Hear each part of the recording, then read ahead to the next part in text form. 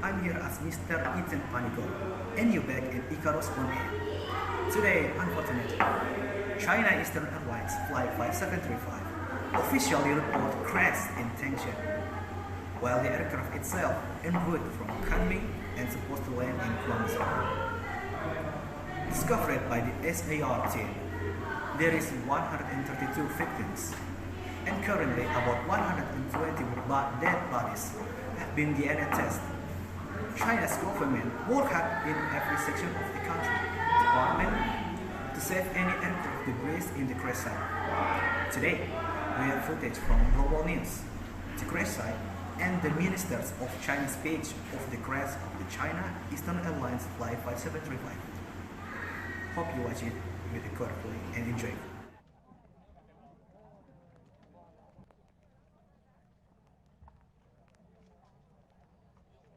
我们现在已经基本确定了事故的主要撞击点，飞机大部分残骸集中在主要撞击点周围半径30米左右的核心区域，深度从地表向下延伸最深处大约20米左右。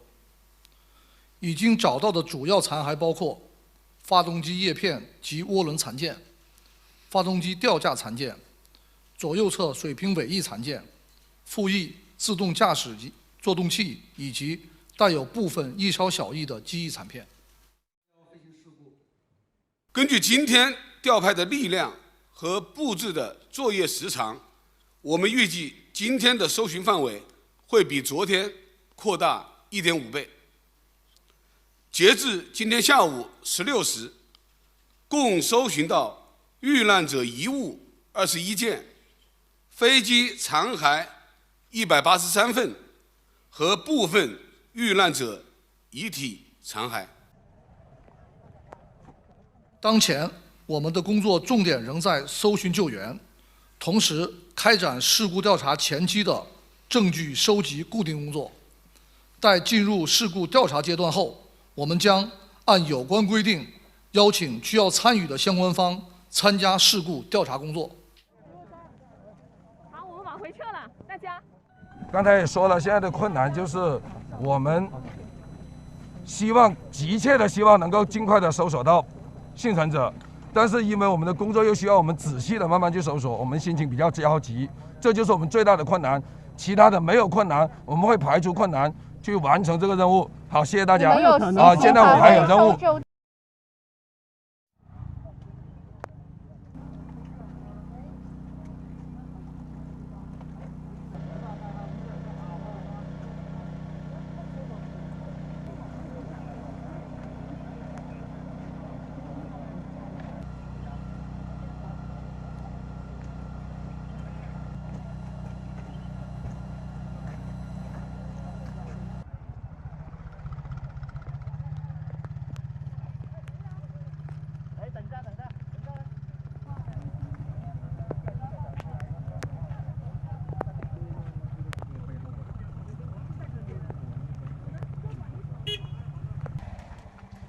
对，拍个然后走吧。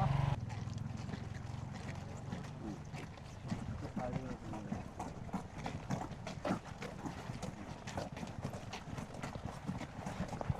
OK， 好吧。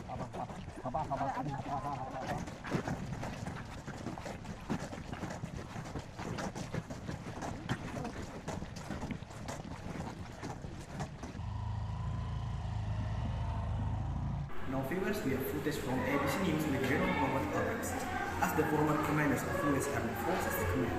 Today we want to discuss and hear General Robert's speech about the US Pentagon and also foreign offers to Ukraine about military and weapons support. Especially we're talking about fighter jets. Recently, there are rumors Poland and some countries that use MiG-29 Fulcrums want to send their Fulcrums to Ukraine Air Force. Of course, the advantage could bring air superiority and regain sky controls. Even we know that Russian Air Force has released their Su-35, Su-30 SM-2, Su-34, Su-25 and bombers in Ukraine skies. And also, Russian using their Fulcrums. Okay, viewers, you may be seeing this footage. Hopefully, you can understand.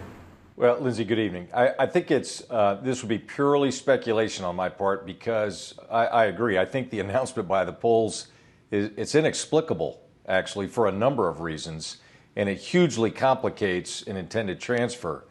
But perhaps, and the Poles have been great partners, but perhaps, by passing them, to the United States in Germany gives the Poles a veiled sense of plausible deniability that it was not a direct transfer to the Ukrainians for fear of Russian retaliation. I don't know. It's pure speculation because it's really unbelievable to think that they would move those aircraft from about 400 miles from Ukraine to 1,200 miles from Ukraine. It's almost crazy. This is a serious matter, but we have to put things in context. NATO has come to the sounds of the guns in support of Ukraine. We have provided, NATO and the EU nations and other countries have provided literally thousands of anti-tank weapons and air defense artillery systems. And this is just one more military item to pass on to the Ukrainians. But there is a perception that, this ups the ante.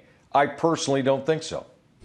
Viewers, we just got news that Ukraine Air Force has their new front exceeding the Russian Air Force, despite the Russian headquarters fighter jets in the skies. We'll link with your forces news.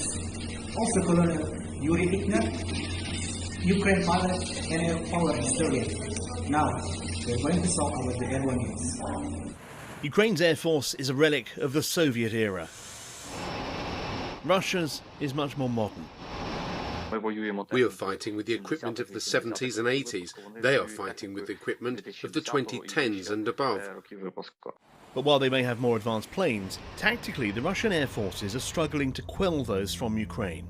One reason could be the training help received by Ukraine after the Russian annexation of Crimea in 2014. They taught us basics, they taught us some specific tactics and some techniques to be effective. But also from 2014, we are taught that we need to be very creative. We need to be tactically flexible. It's that tactical flexibility, flying low, doing the unexpected, that's causing the Russians headaches.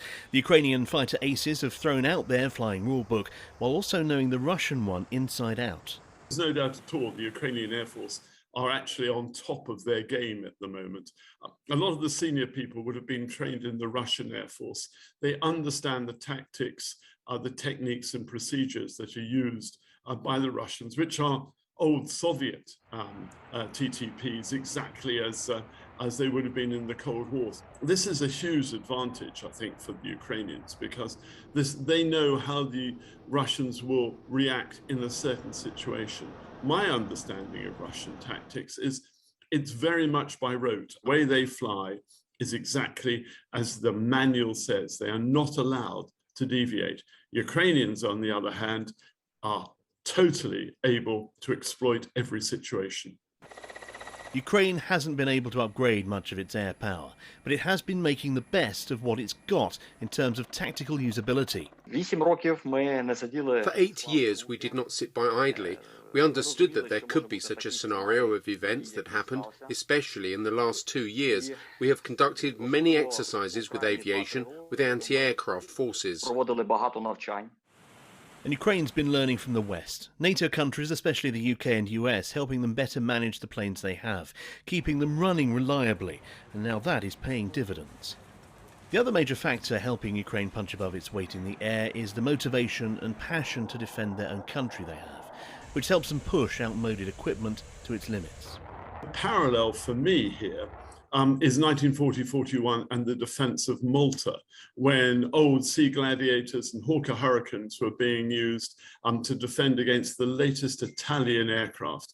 I thought that if you look at that and draw the same parallels, the same conclusions almost, this is about using any equipment you can and getting the best out of it, modifying your tactics for any technical shortfalls that you have. But despite a great start, everyone knows daring flying, working miracles with servicing, grit, determination, they can only take you so far. This jet is very capable, it's very maneuverable, and everyone just loves it. But unfortunately, now it's absolutely not effective against Russian jets, Russian fighter jets. Ukraine has renewed its plea for either more Soviet-era jets or even F-16s to be made available to them to even up the fight. Tim Cooper, Forces News. So, viewers, just the news for all this day. I'm here as Mr. Ethan Panigoro from Ikaros on Air. I want to end this song. I hope you enjoy your day. Thank you.